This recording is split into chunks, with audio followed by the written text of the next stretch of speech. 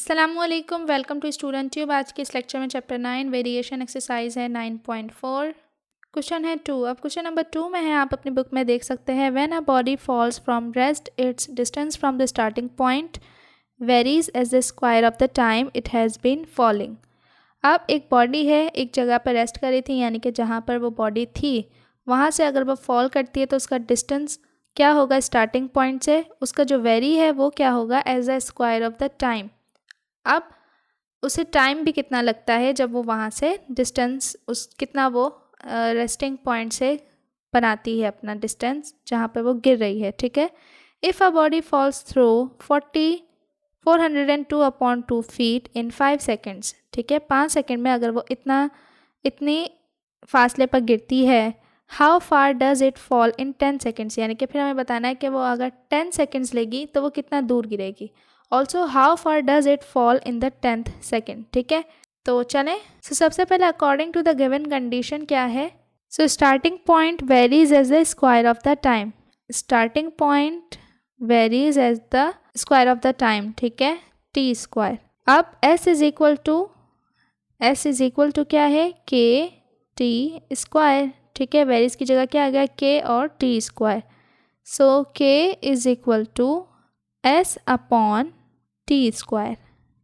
ठीक है, सो अब s इज इक्वल टू क्या है, हमें क्या दिया हुआ है, if a body false through 402 1 upon 2, जो कि क्या हो गया, 2 को हमने मल्टीप्लाई किया 402.5। ठीक है, अब ये जो है वो गिवन है ऊपर क्वेश्चन में। ठीक है, तो हमने इसे थोड़ा सा सिंप्लीफाई किया है। अब t इज इक्वल टू क्या कहा गया है, 5 सेकेंड्स। अब ये तो फीट्स है ना, 402.5 फीट है, ये है 5 सेकेंड। ठीक है, अब k is equal to s क्या है हमारे पास, 402.5 अपॉन टी स्क्वायर, यानी कि 5 का स्क्वायर। सो ये क्या हो जाएंगे, 402.5 अपॉन 25। अब दोनों को डिवाइड करेंगे तो k इज इक्वल टू क्या आएगा, 16.1, यानी कि 16.1। अब k क्या आ गया हमारे पास, 16.1। ठीक है, अब ये भी बताना है कि how far does it fall in 10 seconds. ठीक है, सो नंबर 1 s नहीं पता कितना दूर गिरेगा। अब ये बताना है व्हेन t कितना हो 10 सेकेंड।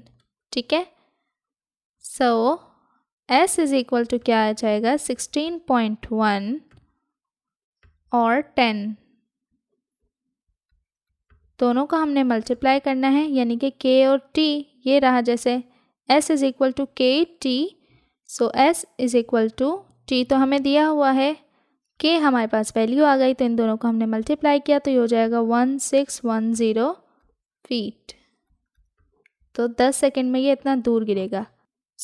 तो जो डिस्टेंस जितना वो कवर करेगी 10 सेकेंड में वो क्या होगा, 1610। Now the distance the body falls in the 10th second will be the distance it falls in 10 seconds minus the distance falls in 9 second. So s is equal to k T square. अब s is equal to 161 upon 10 9 square. So s is equal to 161 upon 10 9 9 are 81. So s is equal to multiply किया 81 को इससे और 10 से divide किया तो हो गया 1304.1 feet. So the distance the body falls in 10th second is. अब देखिए ना क्वेश्चन में जो आपके दिया हुआ है, पहले तो ये बताना है कि 10 सेकेंड में कितना दूर गिरेगी, और साथ ही कहे कि also how far does it fall in the 10th second, यानी कि 10वां सेकेंड जो होगा, ये जो 10वां सेकेंड होगा उसमें कितना दूर गिरेगी। ठीक है, तो वहाँ पर देखा जाए तो पहले हमने 9 सेकेंड का निकाल लिया, इसके बाद हमने माइनस कर देना है 9 और 10 को, तो हमें पता चल जाएगा कि वो 10वें सेकेंड के अंदर कितना दूर गिर रही है। सो s इज इक्वल टू 1304.1 आया किसे, जब हमने 9th सेकेंड का निकाला। तो अब हमने दोनों को माइनस कर देना है, यानी कि जो 10th का और 9 का है, तो ये हो जाए 1610 माइनस करें अगर हम 1304.1 से, तो जो आंसर आएगा वो होगा 305.9 फीट। तो पहले तो हमने फाइंड किया कि 10 सेकंड में कितना दूर गिरेगी, क्योंकि पहले यहाँ पर तो क्या कहा गया था कि क्वेश्चन में बताया गया था कि 5 सेकंड में कितना गिरती है, इतना गिरती है। तो हमें कहा था कि 10 सेकंड में हमें बताना है कि कितना फीट पे गिरेगी। तो कितने फीट पे गिरेगी 10 सेकंड में? 1610।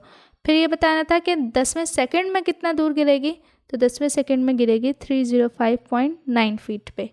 ठीक है, तो ये था क्वेश्चन। उम्मीद करती हूँ आपको अच्छे समझ आ गया होगा। मज़ीद एक्सरसाइजेज एंड क्वेश्चंस के लिए चैनल को करें सब्सक्राइब एंड साथ ही अपने क्लासमेट एंड फ्रेंड से शेयर भी ज़रूर करें। मिलते हैं नेक्स्ट वीडियो में, तब तक के लिए अल्लाह हाफ़िज़।